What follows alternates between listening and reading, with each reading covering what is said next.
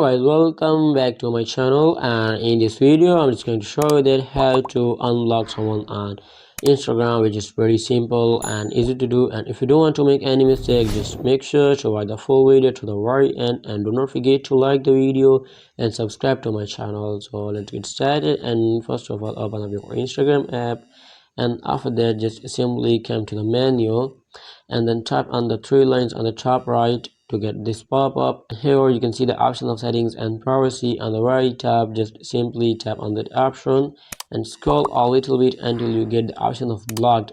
Just simply tap on that option, and here it will show all of your blocked accounts. If you just simply want to block, just simply tap on unblock and unblock.